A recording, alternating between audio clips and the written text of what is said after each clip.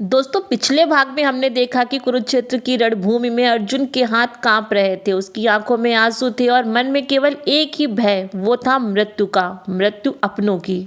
और तभी श्री कृष्ण ने वो सत्य कहा जिसे सुनकर अर्जुन हिल गए। श्री कृष्ण ने कहा, आत्मा न जन्म लेती है और ना ही मरती है, लेकिन वहीं एक नया प्रश्न जन्म ले चुका था। अगर आत्मा अमर है तो फिर यह युद्ध क्यों, कर्म क्यों और मनुष्य इतना उलझा हुआ क्यों है? यही वो मोड़ है दोस्तों, जहाँ केवल ज्ञान काफी नहीं रह जाता और जीवन में सबसे बड़े रहस्य का द्वार खुलता है, कर्म का सिद्धांत।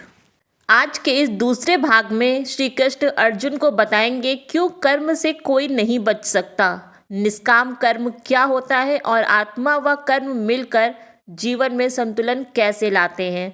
तो चलिए भगवत गीता के द्वितीय भाग में प्रवेश करते हैं, उस ज्ञान के साथ जो सिर्फ सुनने के लिए नहीं है अपितु जीने के लिए भी है। नमस्कार दोस्तों, मेरा नाम प्रीति है और मैं आपको लेके चलती हूँ भगवत गीता के द्वितीय अध्याय में। परंतु उससे पहले अगर आप भगवत गीता के इन रहस्यों को आगे और भी अच्छे से समझना चाहते हैं तो हमारे चैनल को सब्सक्राइब जरूर करें ताकि कोई भी भाग आपसे छूट न जाए।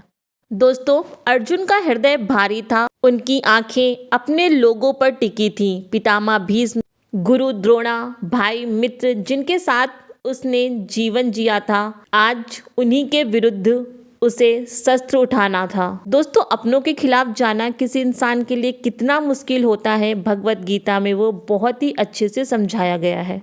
अर्जुन के हाथों से गांडीव फिसलने लगा, शरीर कांप रहा था, मुख सूख रहा था और मन में एक ही प्रश्न गूंज रहा था, हे कृष्ण, आप कहते हैं आत्मा अमर है, ना जन्म लेती है ना ये मरती है, तो फिर यह रक्तपात क्यों? अर्जुन के मन की ये व्यथा हम सबके मन की भी व्यथा है। आगे अर्जुन कहते हैं, यदि मैं इन्हें मारूंगा तो क्या वास्तव में किसी की हत्या होगी? और यदि आत्मा नहीं मरती तो युद्ध का उद्देश्य क्या है? अर्जुन की आवाज में केवल भय नहीं था बल्कि गहरी उलझन थी। वो बोले, हे माधव, यदि सब आत्मा ही है तो यह धर्म और अधर्म का भेद क्यों? यदि देह नश्वर है तो फिर कर्म का इतना बोझ क्यों? साथ ही अर्जुन के मन में एक और पीड़ा थी, अगर युद्ध करना ही धर्म है तो मेरा हृदय इसे स्वीकार क्यों नहीं कर पा रहा? और अगर मैं युद्ध नहीं करूं तो क्या मैं पाप से बच जाऊंगा? दोस्तों ये प्रश्न केवल एक योद्धा का नहीं था, ये हर उस इंसान का प्रश्न है जो सही और गलत के बीच फंस जाता है, जो सोचता है अगर सब ईश्वर की इच्छा से होता है तो मेरी जिम्मेदारी क्या है। अर्जुन की यह अवस्था उसकी कमजोरी नहीं थी बल्कि चेतना की जागृति थी। और यहीं से श्री कृष्ण का उपदेश और भी गहरा होने वाला था, जहां आत्मा के ज्ञान के साथ कर्म का सत्य उजागर होना था। और यही प्रश्न भगवत गीता के दूसरे अध्याय का सबसे शक्तिशाली द्वार बनता है। जब आत्मा अमर है तो मनुष्य को कर्म क्यों करना चाहिए? दोस्तों श्री कृष्ण ने अर्जुन की आंखों में छुपे भय और भ्रम को साफ देख लिया। वे जानते थे कि अर्जुन युद्ध से नहीं डर रहे, वह कर्म के बंधन से डर रहे हैं।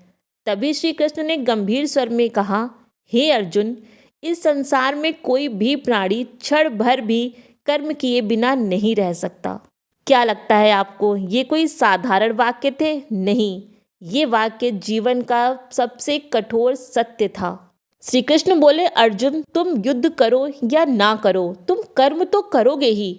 युद्ध करना भी कर्म है, युद्ध से भागना भी कर्म है, मौन रहना भी कर्म है, निष्क्रिय बैठना भी कर्म है, यहाँ तक सांस लेना कर्म है, सोचना कर्म है, डरना भी कर्म है और निडर रहना भी कर्म है। अर्जुन स्तब्ध रह गए। श्री कृष्ण ने आगे कहा, जो ये सोचता है कि मैं कर्म नहीं करूँगा और मुक्त हो जाऊँगा, वह स्वयं को धोखा देता है। इसके बाद श्री कृष्ण ने अर्जुन को उसके धर्म का स्मरण कराया। वे बोले, तुम क्षत्रिय हो अर्जुन, धर्म की रक्षा करना तुम्हारा स्वभाव और कर्तव्य है।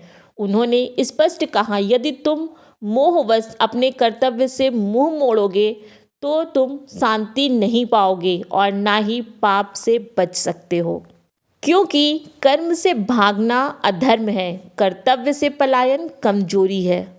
प्रकृति स्वयं कर्म करवाती है। श्री कृष्ण ने गहरा रहस्य बताया। मनुष्य अपने अहंकार में सोचता है कि मैं कुछ नहीं करूँगा, पर उसकी प्रकृति उसे कर्म करने के लिए बाध्य कर देती है। भूख लगे तो खाना पड़ेगा, दुख आए तो रोना पड़ेगा, अपमान हो तो सहन नहीं होता। ये सब प्रकृति द्वारा करवाया गया कर्म है। कर्म ही जीवन का प्रवाह है। श्री कृष्ण बोले, यदि कर्म रुक जाए तो यह संसार भी रुक जाएगा। सूर्य का उगना कर्म है, नदी का बहना भी कर्म है, माँ का त्याग कर्म है, किसान की मेहनत कर्म है। कर्म ही जीवन की धड़कन है। अकर्म का भ्रम क्या है?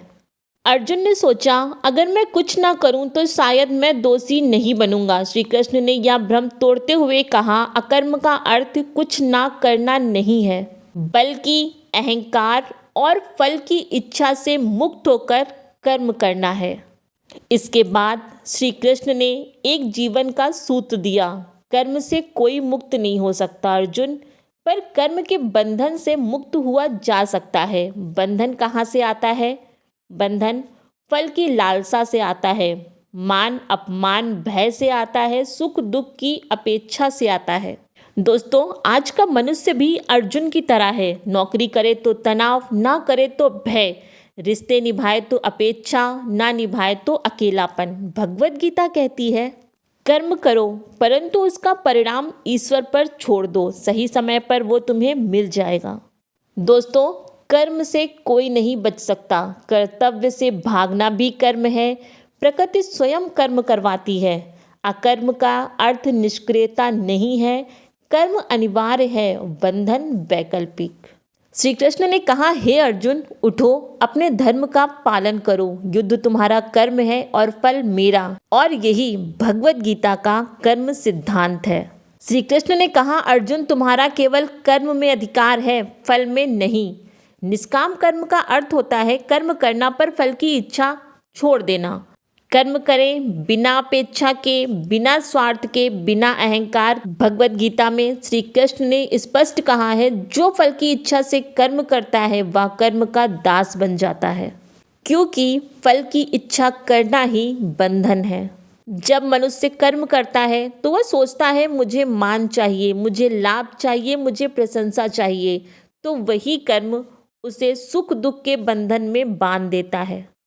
फल अच्छा मिले तो अहंकार आ जाता है, फल बुरा मिले तो दुख होता है। श्री कृष्ण बोले, फल की चिंता मन को अशांत कर देती है। जो व्यक्ति ये कहकर कर्म करता है, मैं अपना कर्तव्य कर रहा हूँ, फल ईश्वर पर छोड़ता हूँ, वह तनाव से मुक्त होता है, भय से मुक्त होता है, अपेक्षाओं से मुक्त होता है, और यही सच्ची स्वतंत्रता है। कर्म करना हमारा धर्म है, फल देना ईश्वर का कार्य। श्री कृष्ण ने अर्जुन से कहा, तुम युद्ध करो, पर इसे मेरा यज्ञ समझकर। जब कर्म ईश्वर को समर्पित हो जाता है तो वह पाप नहीं बनता, वह योग बन जाता है। भगवत गीता में श्री कृष्ण कहते हैं, जो व्यक्ति फल को त्याग कर कर्म करता है वही सच्चा योगी होता है, क्योंकि उसका कर्म उसे बांधता नहीं है, उसका मन स्थिर रहता है, उसका जीवन संतुलित रहता है। अब दोस्तों, आज क्या होता है? आज का अर्जुन क्या करता है? नौकरी करता है, प्रमोशन चाहता है, रिश्ते निभाता है, बदले में प्यार चाहता है, पूजा करता है तो फल चाहता है। भगवत गीता कहती है, कर्म करो पर शर्तों के साथ नहीं। कर्तव्य करो परंतु उसका हिसाब किताब मत रखो, मुझ पे छोड़ दो। श्री कृष्ण ने कहा, जो व्यक्ति सफलता में अहंकार और असफलता में दुख नहीं करता वह निष्काम कर्मी है। वो जानता है परिणाम मेरे हाथ में नहीं है, प्रयास मेरे हाथ में है। अब तक अर्जुन ये समझ चुके थे कि आत्मा अमर है, लेकिन उनके मन में एक अंतिम प्रश्न था, यदि आत्मा ही सत्य है तो फिर इस संसार में कर्मों का क्या महत्व? तभी श्री कृष्ण ने वो सूत्र दिया जो भगवत गीता का संतुलन बिंदु है। उन्होंने कहा, आत्मा का ज्ञान और कर्म का पालन दोनों साथ हो तभी जीवन पूर्ण होता है। यदि मनुष्य केवल ये कहे मैं आत्मा हूँ, ये संसार मिथ्या है, और फिर कर्तव्यों से भागे और जिम्मेदारियों से मुंह मोड़े, तो यह ज्ञान नहीं अपितु पलायन है। श्री कृष्ण स्पष्ट कहते हैं, केवल ज्ञान से ही मन शुद्ध नहीं होता जब तक कर्म साथ ना हो। दूसरी ओर जो केवल कर्म करता है, दिन रात मेहनत करता है, परिणाम की चिंता, मान अपमान के भय से मुक्त होता है, उसका जीवन भी थकान, तनाव और असंतोष से भर जाता है, क्योंकि कर्म बिना आत्मज्ञान के बंधन बन जाता है। श्री कृष्ण ने बताया, आत्मा का ज्ञान मन को स्थिर करता है और कर्म जीवन को चलाता है। जब दोनों मिलते हैं, कर्म बोझ नहीं रहता, जीवन युद्ध नहीं लगता, दुख भी शिक्षा बन जाता है और यही कर्म योग है। श्री कृष्ण ने बताया, आत्मा का ज्ञान अर्थात भय से मुक्ति, मृत्यु का डर समाप्त होना, अहंकार का क्षय होना और भीतर की शांति। इसी के साथ श्री कृष्ण ने बताया कि कर्म का पालन क्या है। कर्म का पालन अर्थात अपने कर्तव्यों को पूर्ण करना, समाज का संतुलन बना के रखना, जीवन का उद्देश्य रखना, आत्म विकास। श्री कृष्ण ने अर्जुन से कहा, तुम आत्मा हो, डरो मत, और तुम क्षत्रिय हो, इसलिए अपना कर्म करो, यही संतुलन है, ना भागना ना बंधन। आज का मनुष्य भीतर से डरा हुआ होता है, बाहर से व्यस्त होता है। भगवत गीता कहती है, आत्मा को याद रखो और कर्म पूरी निष्ठा से करो। ना तो सब कुछ छोड़कर अज्ञातवास लो और ना ही संसार में खो जाओ। जीवन का सर्वोत्तम सूत्र है आत्मा का स्मरण, कर्तव्य का पालन, शांत, सफल और सार्थक जीवन। और यही है भगवत गीता का सूत्र। दोस्तों, आज हमने भगवत गीता के उन गहरे रहस्यों को समझा जो हमें सिखाते हैं कि आत्मा अमर है और कर्म से भागा नहीं जा सकता। परंतु ये ज्ञान यहीं पर समाप्त नहीं होता। अध्याय 3 में श्री कृष्ण स्वयं बताएंगे निष्काम कर्म क्या है, सच्चा सुख और शांति कैसे मिलती है और मनुष्य अपने जीवन के दुखों से मुक्त कैसे हो सकता है। दोस्तों, भगवत गीता का समस्त सार आपको इन वीडियोस में प्राप्त होगा। दोस्तों, आपसे मेरा एक सवाल है, क्या आप अपने कर्म करते समय परिणाम की चिंता करते हैं या नहीं? हमें कमेंट में लिखकर बताएं। अगर आज की ये कथा सुनकर आपके मन में थोड़ी सी भी शांति आई हो तो इसे ईश्वर का संदेश समझिए। इस शांति को बनाए रखने के लिए वीडियो को लाइक करें, चैनल को सब्सक्राइब करें। दोस्तों, भगवत गीता के 2वें अध्याय में आपके लिए एक संदेश है। इस संसार में मनुष्य का सबसे बड़ा भ्रम ये है कि वह सब कुछ अपने नियंत्रण में समझता है, परंतु भगवत गीता कहती है कि तुम्हारा अधिकार केवल कर्म पर है, परिणाम पर नहीं। जब मनुष्य फल की चिंता छोड़ देता है तभी उसका मन शांत होता है। जब वह अपने कर्म को ईश्वर को समर्पित कर देता है तभी कर्म बंधन नहीं रहता, साधना बन जाता है। याद रखना, ना तो दुख सदा रहता है ना सुख, जो सदा रहता है वो है आत्मा। इसलिए जीवन में ना घमंड करो और ना निराश हो, कर्म करो और स्वयं को ईश्वर के चरणों में समर्पित कर दो। और आज के लिए यही भगवत गीता का अंतिम शाश्वत संदेश है। इसी के साथ दोस्तों, इस पवित्र ज्ञान को धैर्य और श्रद्धा के साथ सुनने के लिए आपका हृदय से धन्यवाद। आशा है भगवत गीता का यह संदेश आपके जीवन की दिशा को बदल देगा। अगर ये कथा आपके मन को थोड़ा सा भी छू सकी हो तो समझिए हमारा प्रयास सफल रहा। अंत तक देखने के लिए आपका बहुत बहुत धन्यवाद। जय श्री कृष्ण।